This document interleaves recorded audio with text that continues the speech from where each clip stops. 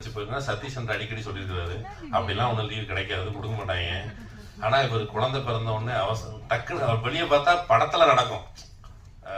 வந்தாச்சு டக்குன்னு எடிட்டிங், வெளியே கார் ரெடியா செட்டில் நிற்குது. அப்போ அந்த காரை பார்த்துட்டு வெளியே ஓடி வந்துடலாம், அது நடக்கும் சினிமாவில். யதார்த்தத்தில் அப்படி நடக்காது அப்படிங்கிறது என்ன அப்படின்னு தோணும். பட் அது கதை சுவாரஸ்யத்துக்கு இன்னும் வாழ்க்கையில நடக்காத ஒரு விஷயத்தை நடத்தி பார்க்கறதுக்கு சினிமா ஒரு வடிவம். எனக்கு சிஆர்பிஎஃப் பிஎஸ்எஃப் காரங்களை பொறுத்தளவுக்கு நமக்கு அந்த உடையை பற்றி எப்படி பரிச்சயமா இருக்கும்.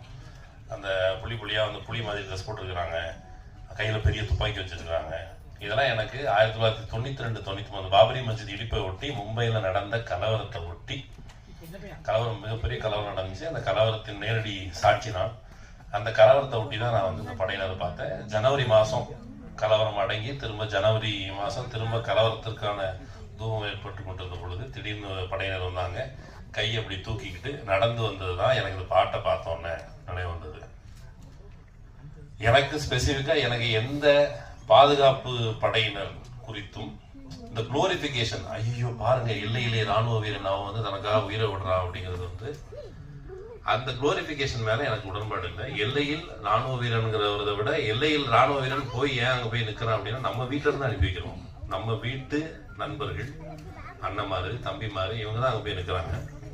அங்க போய் ஏன் நிக்க வேண்டியது இருக்குதுன்னா, உலகம் இயல்பிலேயே இப்போ மனித குலம் உருவான காலகட்டத்திலே ஒரே சண்டை போட்டுட்டே இருந்தாங்க. விலங்குகள்ல ஆர்மி இல்லை, வேற எந்த உயிரினத்திலும் ஆர்மி வச்சு எல்லை வகுத்து சண்டை போட்டுட்டு இருக்கலாம் கிடையாது. அது குழுவா இருக்கு, சண்டை போட்டுக்கிறோம், அது முடிஞ்சிடும்.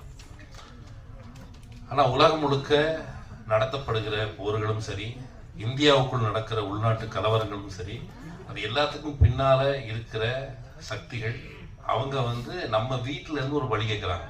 கலவரத்துல 2 பேரும் மதத்துக்காரன் சண்டை போட்டுக்கிறான், 2 சாதிக்காரன் சண்டை போட்டுக்கிறான், அவனுக்கு அடிச்சு சாவறாங்க, அது வேற விஷயம்.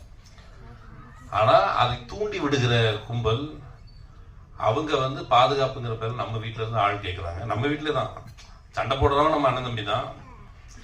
தூண்டி விடுறவனை மட்டும் தான் நம்ம விலைக்கு பார்க்க முடியும். அப்படி நம்ம வீட்டுல இருந்து ஒரு ஒரு லாங் டேர்ம் இப்போ நிறைய ஸ்டாட்டிஸ்டிக்ஸ் பார்த்துட்டு எனக்கு மறந்து போச்சு. அதுல ஒரு ஸ்டாட்டிஸ்டிக்ஸ் என்ன இருந்ததுன்னு கேட்டா, பாதுகாப்பு படை வீரர்கள் கணிசமானோர் இறப்புக்கான காரணங்களை பார்க்கும் பொழுது அவங்க மாரடைப்புல நிறைய பேர் கணிசமா இறந்து போறாங்க. மாரடைப்புல கணிசமா இறந்து போறாங்கன்னா அவங்களுடைய வேலை நேரம் அப்படியானதாக இருக்கிறது. அவன் 16 மணி நேரம் 18 மணி நேரம் வேலை பார்க்க வேண்டியதா இருக்குது. எப்பவுமே அலர்ட்டா இருக்கணும். நீங்க யோசிச்சு பாருங்க, நமக்கு அலர்ட்டாலாம் இருக்க வேண்டாம், ஜாலியா இருக்கும். வடிவேல் ஒரு படத்துல ஓய்ந்து இருப்பது குறித்து அவர் ரொம்ப ஒரு நல்ல காமெடி பண்ணா, உண்மையிலே நம்ம எல்லாருக்கும் வாழ்க்கையில கொஞ்ச நேரம் ஓய்வு எடுக்கணும்.